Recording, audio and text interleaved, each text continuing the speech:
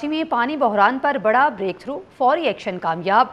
Mayor Karachi Murtaza Wahab की हदायत पर वाटर कॉरपोरेशन का रिकॉर्ड इक़दाम, 48 घंटे का काम 33 घंटों में मुकम्मल।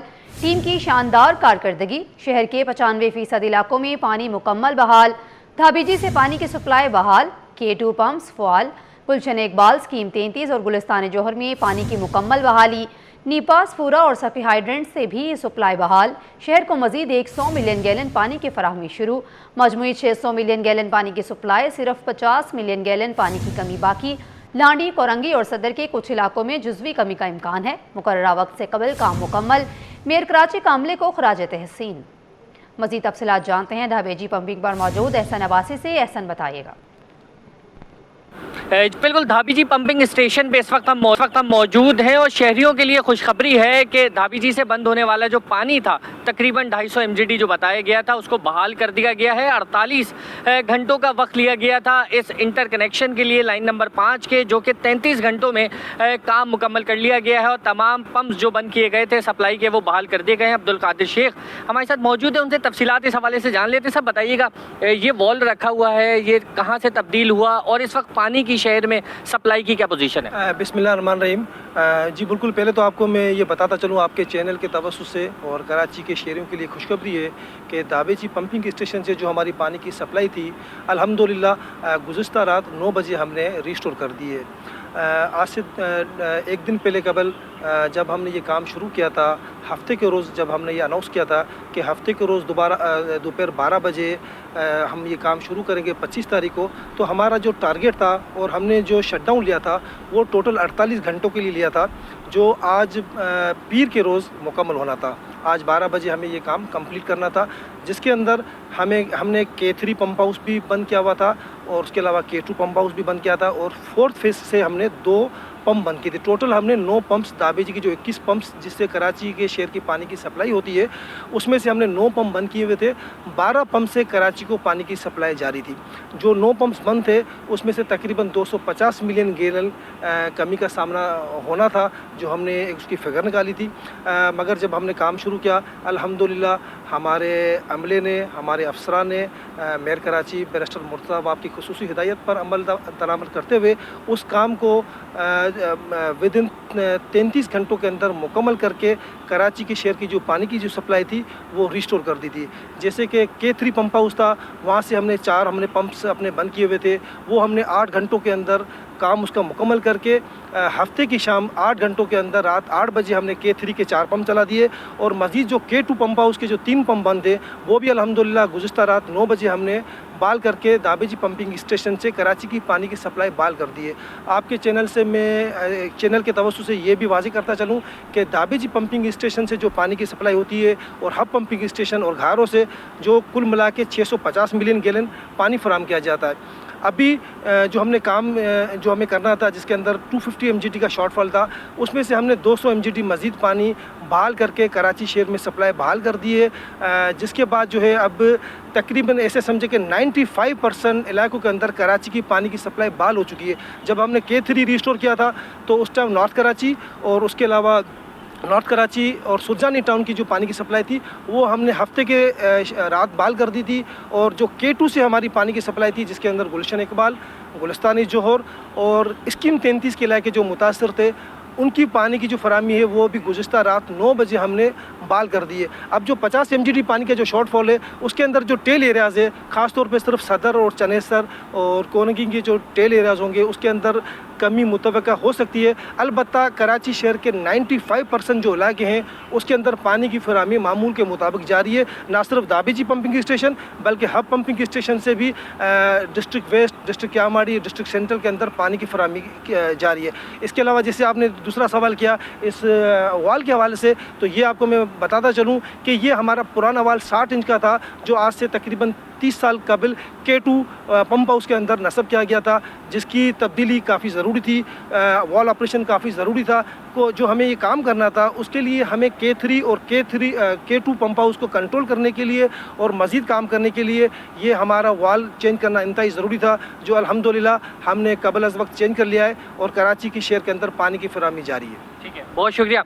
नाज़रीन, धाबी जी से जो शॉर्टफॉल था पानी का वो मामूल के मुताबिक गया है। तमाम इलाकों में जो मुतासर इलाके थे उनमें पानी की सप्लाई जो है वो बहाल कर दी गई है। जी, ईद कुर्बान की आमद हर तरफ होगी जानवरों की बहार। कोई खरीदेगा दुम्बा, कोई लेकर आएगा बकरा, किसी ने गाय लेनी है तो कोई घर लाएगा ऊंट। कराची के मुख्तलिफ अजला में मंडियों का नया नेटवर्क तैयार। बल्दिया उज़्मा कराची ने 11 मकामात पर मंडियों की इजाज़त तलब कर ली। ज़िला वस्ती, शर्की और करंगी में 3-3 मंडियाँ लगाने की तजवीज़। केमाड़ी में 2 और ज़िला गरबी में 1 मंडी की सिफारिश। गैर कानूनी मवेशी मंडियों के खात्मे पर भी होगा गौर। कमिश्नर कराची की ज़ेर सदारत इजलास में बड़े फैसले मुतवक्के हैं। मज़ीद जानते हैं शुएब मुख्तार से। शुएब बताइएगा। और जी बिल्कुल, बल्दिया उज़्मा कराची ने शहर के 11 मकामात पर मवेशी मंडियां लगाने से मुतालिक कमिश्नर कराची से गुज़िश्ता दिनों इजाज़तनामा तलब किया था। कमिश्नर कराची की ज़ेर सदारत आज अहम इजलास होगा जिसमें बल्दिया उज़्मा कराची को 5 अजला में 11 मकामात पर मवेशी मंडियां लगाने की इजाज़त मिलने का इम्कान है। बल्दिया उज़्मा कराची की जानिब से ज़िला वस्ती, ज़िला शर्की, ज़िला गरबी, ज़िला किमाड़ी में मवेशी मंडियां लगाने से मुतालिक इजाज़त जो है वो कमिश्नर कराची से गुज़िश्ता दिनों तलब की गई थी। इस सिलसिले में बल्दिया उज़्मा कराची की जानिब से कमिश्नर कराची को एक खत भी लिखा गया था, जिसके बाद आज जो है वो कमिश्नर कराची की ज़ेर सदारत तमाम तर मामले पर अहम इजलास होने जा रहे हैं, जिसमें बल्दिया उज़्मा कराची को शहर में मवेशी मंडियां लगाने की इजाज़त जो है वो मिलने के इम्कानात जो है वो और रोशन है। जबकि इसके साथ साथ शहर में गैर कानूनी मवेशी मंडियों के खात्मे से मुतालिक भी आज के होने वाले इजलास में बाकायदा तौर पर हिकमत अमली मुरतब की जाएगी और शहर के मुख्तलिफ मकामात पर जो गैर कानूनी तौर पर मवेशी मंडियां लगेंगी उनके खिलाफ कार्रवाई करने से मुतालिक भी मुख्तूर आज होने वाले इजलास में ज़ेरे बहस आएंगे। जी, शरह सूद बढ़ेगी या बरकरार रहेगी? Governor State Bank Jameel Ahmed की सरबराही में अहम इजलास। शरह सूद 50 बेसिस पॉइंट्स तक बढ़ सकता है। 53% माहिरीन की पेशगोई। टॉप लाइन सिक्योरिटी रिसर्च के मार्केट सर्वे में शरह सूद 11% तक जाने की बाज़गश्त। 43% माहिरीन की शरह सूद बरकरार रखने की राय। सिर्फ 4% को रिलीफ की उम्मीद। रिपोर्ट के मुताबिक तेल की बढ़ती कीमतें शरह सूद बढ़ाने की वजह होगी। मशरिक़ वुस्ता कशीदगी के असरात तवील होने का भी खदशा है। दिसंबर 2026 तक शरह सूद बुलंद सतह पर रहने की तवक्को है। मज़ीद तफसीलात ब्यूरो चीफ अशरफ खान से जानते हैं। अशरफ खान, बताइएगा। जी, देखा जाए मईशत का अहम दिन है। स्टेट बैंक की मॉनिटरी पॉलिसी कमेटी का इजलास शुरू हो गया है। Governor State Bank Jameel Ahmed जो है मॉनिटरी पॉलिसी कमेटी के इजलास की सरबराही कर रहे हैं। अहम माशी अदद शुमार का जायज़ा लिया जा रहा है, जिसमें देखा जाए करंट अकाउंट क्या रहा एक माह के दौरान, इसमें साथ ही तिजारती खसारा क्या रहा, महंगाई की शरह क्या रही। और यहाँ माहिरीन ने जो रिसर्च रिपोर्ट आई है मार्केट सर्वे की, उसमें ये आया है कि जो माहिरीन है जो 53% कह रहे हैं, उनकी राय है कि शरह सूद में 50 बेसिस पॉइंट तक के इजाफे की तवक्को कर रहे हैं, जो कि शरह सूद अभी 10.5% और 11% तक जा सकता है। जबकि 43% जो शुरा हैं उनकी राय है कि शरह सूद 10.5% बरकरार है। मगर मौजूदा सूरत हाल ये है कि अमरीका और ईरान के दरमियान जो जंगी सूरत हाल है उसकी वजह से महंगाई की रफ्तार बढ़ रही है। बुनियादी वजह यह है खाम तेल की कीमतें बढ़ी हैं, बिजली की कीमतें मुसलसल 1 माह से बढ़ रही हैं और जो LPG है और दीगर है उनकी कीमतें बढ़ी हैं, जिससे महंगाई की रफ्तार बढ़ रही है। और माहिरीन ने खदशा जाहिर किया है कि महंगाई की रफ्तार डबल डिजिट में जा सकती है। उसको कंट्रोल करने के लिए स्टेट बैंक की मॉनिटरी पॉलिसी कमेटी जो है ये फैसला कर सकती है। कभी इम्कान है कि शरह सूद में जो है इजाफा हो जाए, जबकि फेडरेशन हाउस, कराची चैम्बर, तमाम मुल्क भर के चैम्बर्स का ये मुतालबा है कि शरह सूद में मज़ीद कमी करने का मुतालबा किया है, क्योंकि महंगाई की रफ्तार को कंट्रोल करना इससे बिल्कुल ठीक नहीं, क्योंकि इस वक्त पैदावारी लागत ज़्यादा है, जिसको कंट्रोल करने के लिए शरह सूद में कमी का मुतालबा किया गया है। बिज़नेस कम्युनिटी की जानिब से कहा गया है कि अगर शरह सूद कम होती है तो माशी एक्टिविटी बढ़ेगी और जैसे कि देखा जाए रोज़गार के मौके भी होंगे। ये कहना है फेडरेशन और कराची चैम्बर का। उनका कहना है कि इस वक्त बैंकों से अगर कर्जा लिया जाए तो मौजूदा शरह सूद 10.5% है और उसमें अगर कमी कर दी जाए तो उसमें मज़ीद जो है बैंकों से कर्ज लेके जो माशी एक्टिविटी बढ़ सकती है। लेकिन अगर शरह सूद बढ़ता है तो माशी एक्टिविटी मज़ीद सुस्त हो सकती है। ये कहना है फेडरेशन और कराची चैम्बर का।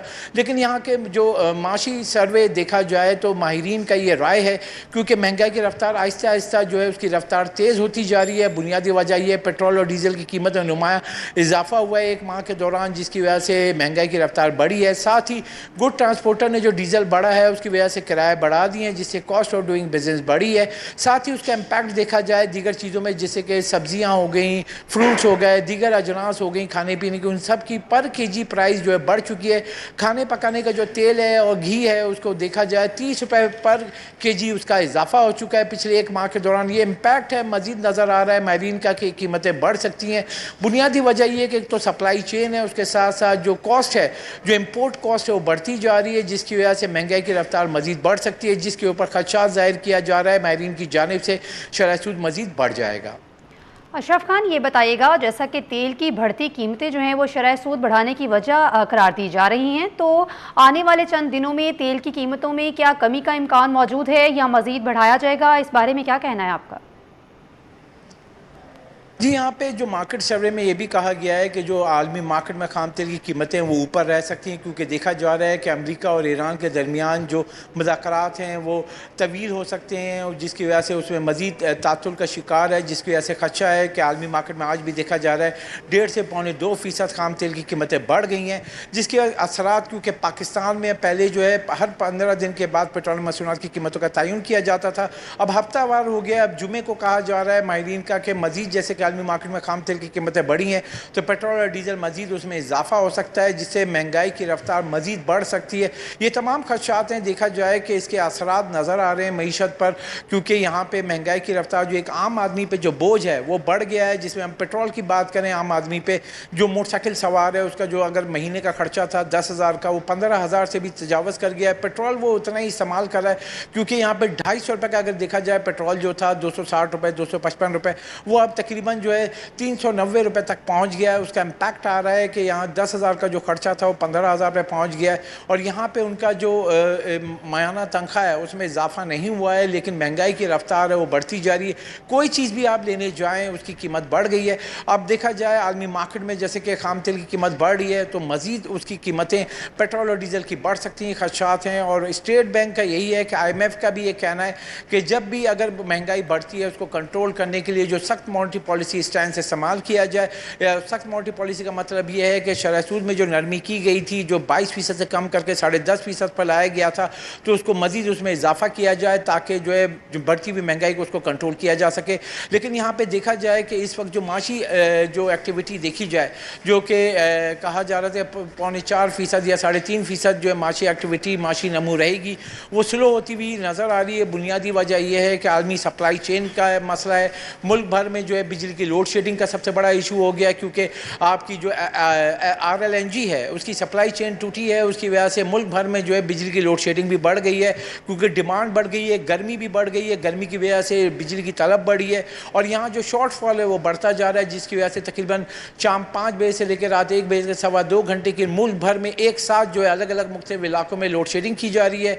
और जो शॉर्टफॉल है उसको कंट्रोल करने के लिए, इसके अलावा कराची में देखा जाए यहाँ पर भी मुख्तलिफ इलाकों में जो लोड शेडिंग हो रही है उसके असरात भी देखे जा रहे हैं, क्योंकि कराची एक मेगा सिटी है, साथ जो है आपके इंडस्ट्री जोन है, 24,000 छोटी बड़ी सनतें हैं, और जब सनतों में बिजली की लोड शेडिंग होती है उसके असरात होते हैं। साथ ही गैस की बात करें तो इंडस्ट्री को जो हफ्तावार 2 दिन गैस की बंदिश होती है उससे उनकी, तो ये तमाम इम्पैक्ट देखा जाए जायज़ा, तो उसके माशी एक्टिविटी पे कितना असर हो रहा है वही जायज़ा जो है मॉनेटरी पॉलिसी कमेटी ले रही है।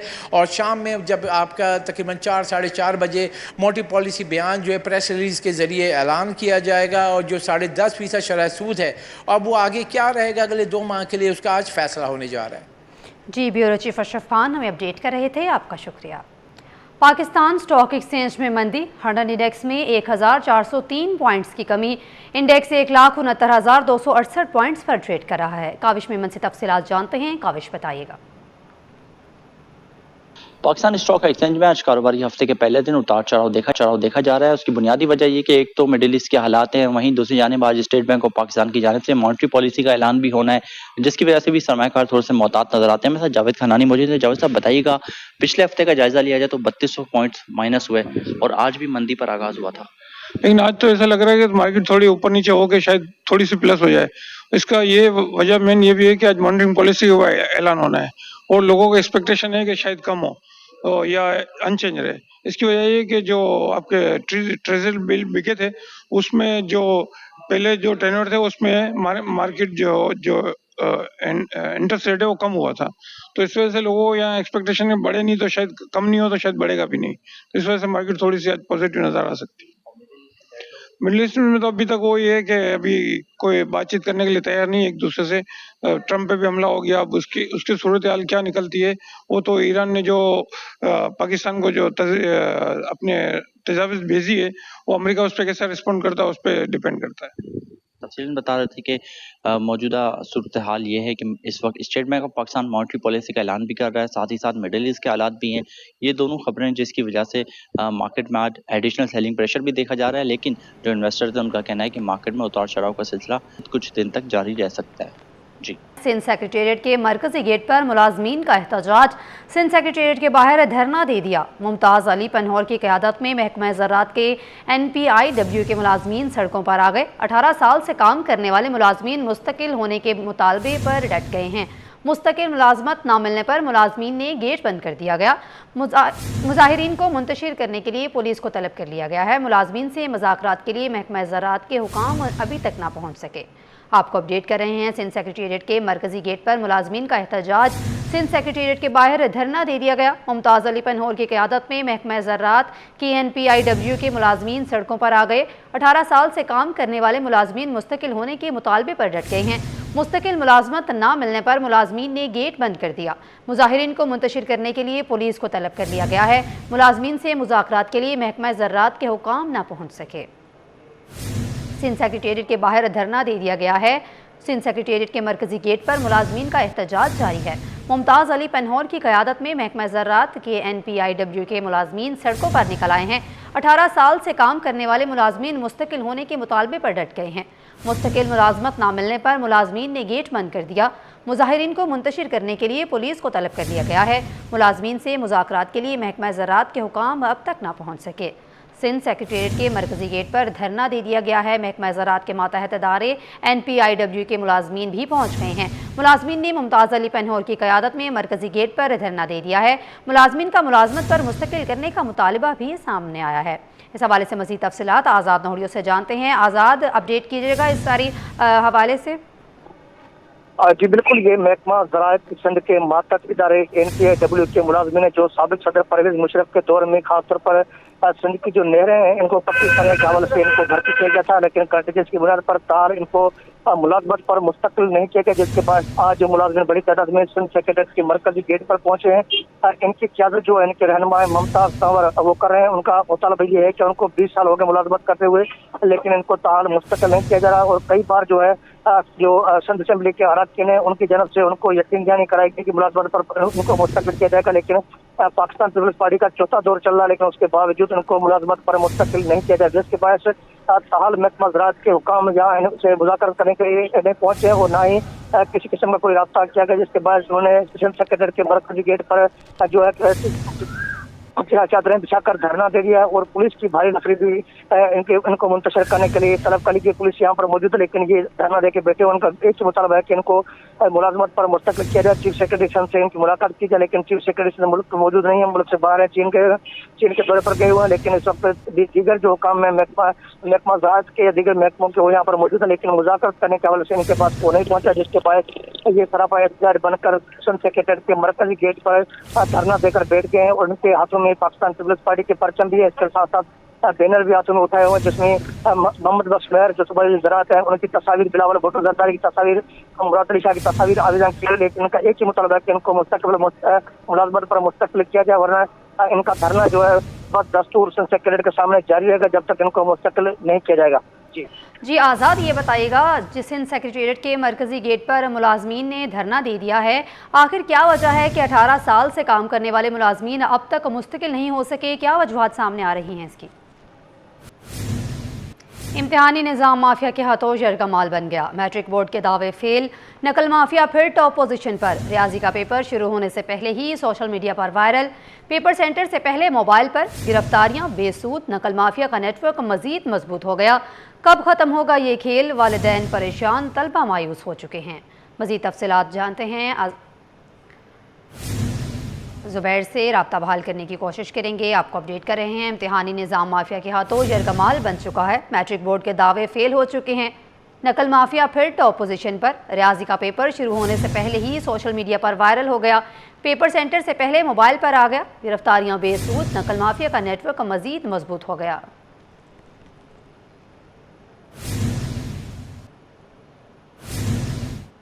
कैचरी में मैट्रिक इम्तहानात जारी। कोरंगी वाई एरिया के सरकारी स्कूल में बिजली की बंदिश, लोड शेडिंग के बायस तलबा के लिए इम्तहान देना मुहाल हो गया। स्कूल इंचार्ज के मुताबिक जैसे ही पेपर का आगाज़ होता है, कुछ ही देर बाद बिजली चली जाती है और पेपर ख़त्म होने के बाद ही बहाल होती है। मज़ीद जानते हैं हमारी नुमाइंदा राबेल सदीद से। राबेल, बताइएगा। जी बिल्कुल, देखिए मैट्रिक के इम्तिहानात जो है वो जारी है और ट्रक के इलेक्ट्रिक को जो है वो दरख्वास्त भी दी गई थी कि मैट्रिक के इम्तिहानात के दौरान जो है वो लोड शेडिंग ना की जाए, लेकिन उसके बावजूद के इलेक्ट्रिक की जो हटधर्मी है वो बरकरार है। इस वक्त भी मैं एक कोरंगी के सरकारी स्कूल में मौजूद हूँ, जहाँ पर मैं कैमरामैन आपको दिखाते चले कि तलबा तलबात यहाँ पे पेपर सर अंजाम दे रही हैं, लेकिन उसके बावजूद यहाँ पर जो है वो लाइट्स नहीं है, जबकि पंखे भी बंद है, जिसकी वजह से काफ़ी ज़्यादा गर्मी की शिद्दत इतनी ज़्यादा महसूस की जा रही है, जो कि तलबा तलबात के लिए काफ़ी ज़्यादा पेपर देना मुश्किल होता जा रहा है। इस वक्त हमारे साथ एक तलबा बात कर लेते हैं थोड़ी सी इनसे। मुझे बताइए कि आप लोगों को कितना मसला हो रहा है पेपर के दौरान? लाइट नहीं है तो हमें कुछ नज़र भी नहीं आता, अंधेरा होता है और बहुत गर्मी भी होती है। लाइट ना होने की वजह से हमें बहुत प्रॉब्लम्स होती है। जी बिल्कुल, जैसे कि आपने देखा हमारे साथ यहाँ पर तलबा मौजूद थी, एक और भी तलबा मौजूद, इनसे भी बात करते हैं। मुझे बताइए आप लोगों को पेपर के दौरान किन मसाइल का सामना करना पड़ता है? लाइट भी नहीं है, पंखे की वजह से जाहिर है, और गर्मी लगती है। मैम, लाइट भी नहीं होती और ऊपर से छत भी बहुत कमज़ोर होते हैं, अचानक से गिर जाएं तो कोई हादसा हो जाए।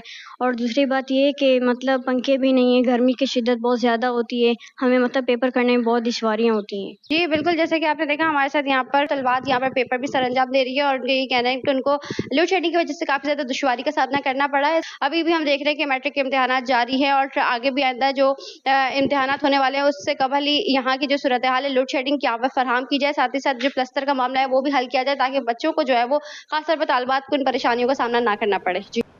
कोटे पर भर्तियां न करना बुनियादी हकूक़ की खिलाफ वर्जी करार। माजूर अफराद को हक दिलाने के लिए अदालत मैदान में आ गई। मेरिट पर फैसले करें, तमाम केसेस कानून के मुताबिक निपटाने की हिदायत।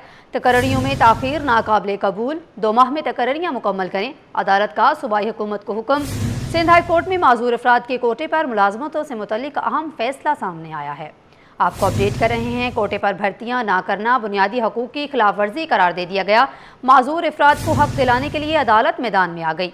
मेरिट पर फैसले करें, तमाम केसेस कानून के मुताबिक निपटाने की हिदायत।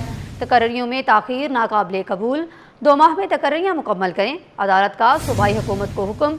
सिंध हाई कोर्ट में माजूर अफराद के कोटे पर मुलाजमतों से मुतल्लिक अहम फैसला सामने आया है। माजूर अफराद के कोटे पर मुलाजमतों से मुतल्लिक अहम फैसला सामने आया है। अदालत ने दरख्वास्तों पर तहरीरी फैसला सुना दिया है। अदालत का हुकूमती सिंध को दरख्वास्त गुजारों की तकर्रियाँ 2 माह में मुकम्मल करने का हुक्म। माजूर अफराद के लिए मुकर्ररा कोटे पर भर्तियाँ ना करना बुनियादी हकूक़ की खिलाफ वर्जी करार दिया गया। अदालत ये बद इंतज़ामी के मुतरादिफ है। अदालत सुप्रीम कोर्ट के फैसलों की रोशनी में माजूर अफराद की कोटे पर अमल दरामद लाजमी है।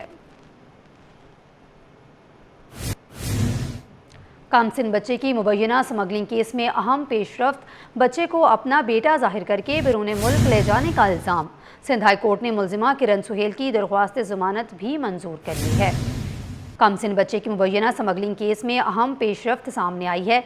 बच्चे को अपना बेटा जाहिर करके बैरून मुल्क ले जाने का इल्ज़ाम लगाया। सिंध हाई कोर्ट ने मुलजिमा किरण सुहेल की दरख्वास्त ज़मानत मंजूर कर ली है।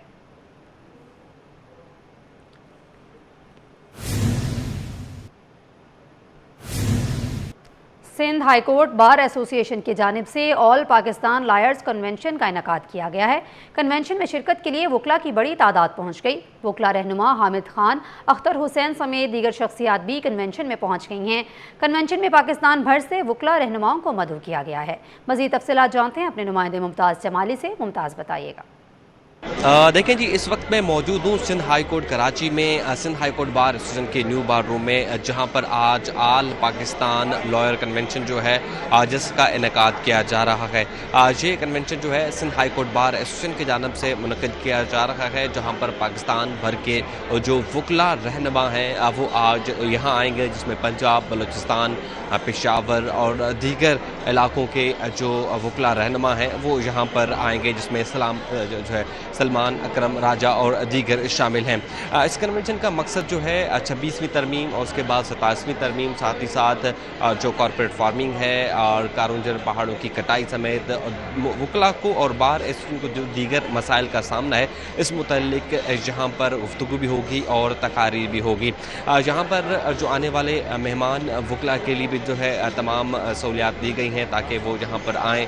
इसमें यह है कि आज बड़ी तादाद में वकला ने यहाँ पर शिरकत की है, जिसमें सिंध बार काउंसिल के जो मेंबरान हैं वो भी यहाँ पर आए हैं और इस वक्त सिंध हाई कोर्ट बार के एसोसिएशन के सदर हैं हसीब जमाली, वो भी यहाँ पर मौजूद हैं और दीगर बार एसोसिएशन के जो रहनुमा हैं और वकला हैं वो भी इस वक्त मौजूद हैं और अब से कुछ देर बाद इस कन्वेंशन का बाकायदा आगाज़ किया जाएगा।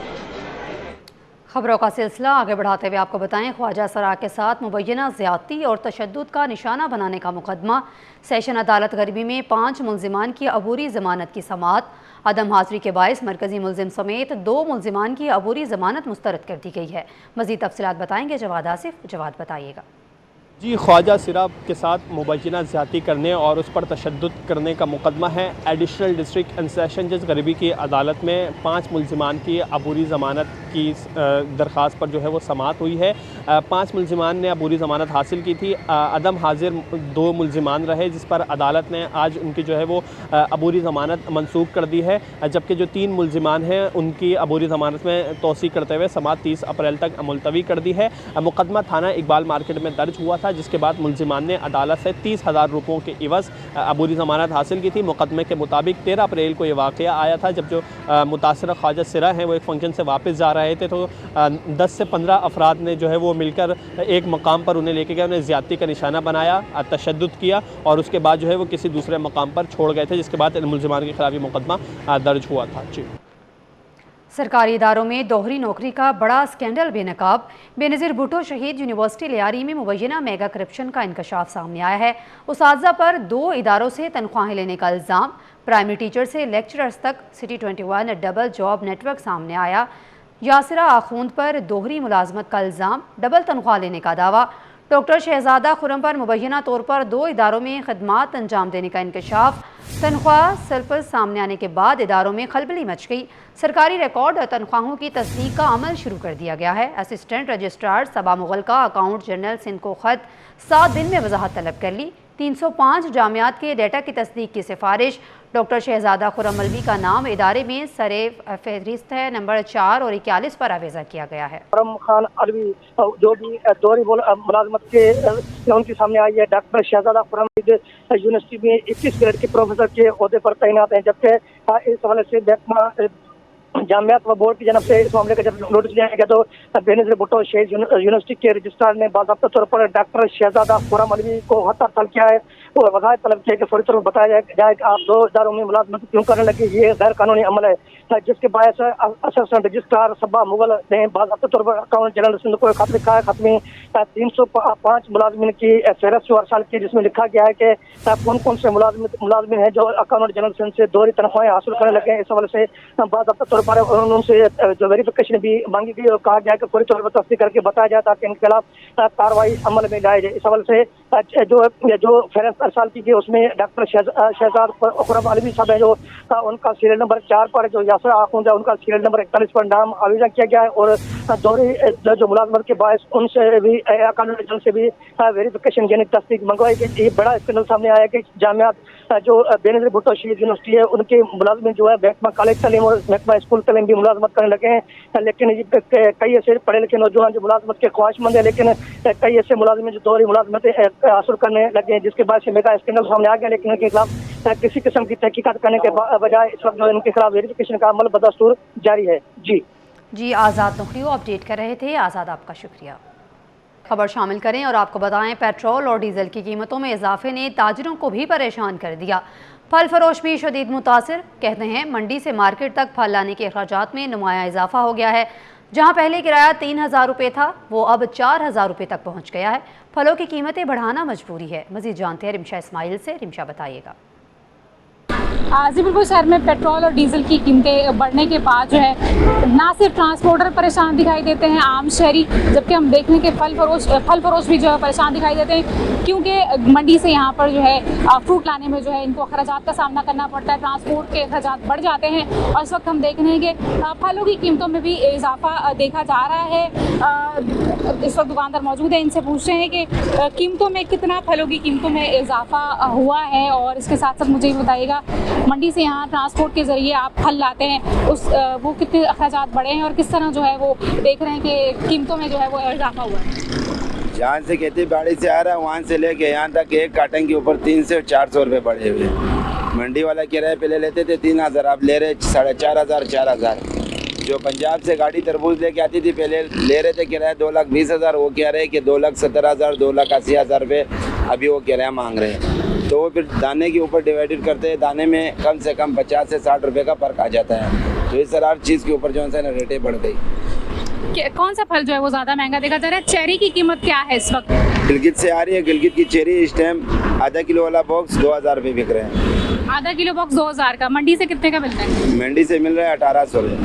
200 रुपये मुनाफा कमा रहे हैं। उसमें से किराया वगैरह भी हम जब मंडी से लाते हैं वहाँ पे मजदूरी भी देते हैं, सुजुकी किराया भी होता है, 100-150 रुपये हमें भी मिल जाता है। जी बिल्कुल, फलों की कीमतों में वाज़ेह जो है वो इजाफा देखा जा रहा है। चेरी की बात करें तो ये तकरीबन जो है 800 रुपये में जो है वो मिल रही है। दुकानदार का यही कहना है कि फलों की कीमतें इसलिए महंगी की जाती हैं क्योंकि ट्रांसपोर्ट के अखराजात होते हैं, लिहाजा डीजल की कीमतों में कमी की जाए। डिस्ट्रिक्ट सेंट्रल के अहम शाहराहों में शामिल शाहराह नूरजहां तामीर के महज 1.5 बरस बाद ही टूट फूट का शिकार हो गई। अरबों रुपए की लागत से बनने वाली सड़क पर जगह जगह गड्ढे, जबकि सर्विस रोड भी रोड कटिंग के बाद अधूरा छोड़ दिया गया है। शहरियों का कहना है कि इफ्तिताह के चंद रोज़ बाद ही सर्विस को खोद दिया गया, लेकिन आज तक दोबारा तामीर ना हो सकी। मज़ीद जानते हैं रिजवान अहमद से। रिजवान बताइएगा। जी, शाहराह नूरजहां पे इस वक्त मैं मौजूद हूँ और शाहराह नूरजहां 6.1 किलोमीटर तवील है और 4.35 किलोमीटर इसके जो है साइड ट्रैक भी हैं, जो कि अक्टूबर 2024 में जो है इसका इफ्तिताह किया गया था, तामीर की गई थी। 3 अरब रुपए से ज़ायद मालियत बताया जाता है कि इस पे अखराजात आए थे। और इस शाहराह की सूरत हाल ये है कि 1.5 बरस के अंदर ही जो है ये शाहराह टूट फूट का शिकार होना शुरू हो गई है मुख्तलिफ मकामात से। इसके साथ साथ इसका जो सर्विस रोड है वो सुई गैस लाइन बिछाने के लिए शाहराह के इफ्तिताह के चंद यौम के बाद ही जो है वो खोद दिए गए थे, जो कि दोबारा मरम्मत करना इंतजामिया भूल गई है। शहरियों को बड़ी परेशानी है। यहाँ पर सेवरेज का निज़ाम भी दरम बरम है, जिसकी वजह से सड़क टूट फूट का शिकार हो रही है। शहरी हमारे साथ मौजूद हैं, इनसे जान लेते हैं इस सड़क पर सफ़र कैसा है। अब लोगों को जो है कुछ सहूलत मिलती है? नहीं, बहुत सी परेशानी होती है, एक्सीडेंट होते हैं, लोग गिरते हैं, नमाजी भी उतरते हैं, गटर का पानी बह रहा है, काफ़ी लोग नमाज के कपड़े ख़राब होते हैं। बाकी आप देखें। सर ये मुझे बताइएगा, ये सर्विस रोड जो है वो सड़क बनने के कितने अरसे के बाद खोदी गई थी और बनी या नहीं बनी? ये सर्विस रोड जो है गैस की वजह से 15 दिन के बाद खोद दी थी और ठेकेदार ने बोला था कि मैं वापस बनवाऊंगा, तो उसने अभी तक बनवाई नहीं। वो यहीं का रिहायशी ऊपर ही कहीं रहता है। बाकी ये है कि ठेकेदार आया, उसने पाइप गिरा दिए, माल गिरा दिया। नहीं क्या है ये, इस सर्विस रोड भी खराब है और जो मेन रोड है उस पे भी जगह जगह गड्ढे दिखाई दे रहे हैं। ये कल सुबह रिसेंटली बहुत बुरा एक्सीडेंट हुआ है यहाँ पे, सुजुकी कल्टिवेटर से बची है, पीछे से कार लगी है, लेडीज थी, तो ये जम की वजह से भी ब्रेक लगते हैं और यहाँ खड्डे इतने हैं जिसकी वजह से चोरी चकारी भी रात में बहुत हो रही है। ऊपर से लोग आते हैं 3-4 बजे। सड़कों की टूट फूट जो है ना सिर्फ हादसात को जन्म दे रही है, बल्कि इसके साथ साथ ये जो रेजनी की वारदातें हैं, स्ट्रीट क्राइम की वारदातों में भी इजाफे का सबब बन रही हैं। और मुतालबा किया जा रहा है कि इससे कबल की ये सड़क मुकम्मल टूट फूट का शिकार हो जाए, इसकी जो है ट्रेंचेस को फौरी तौर पर रिपेयर किया जाए। जी, न्यूज़ स्टूडियो से फिल वक्त इतना ही। मजीद खबरों के लिए देखते रहिए सिटी 24।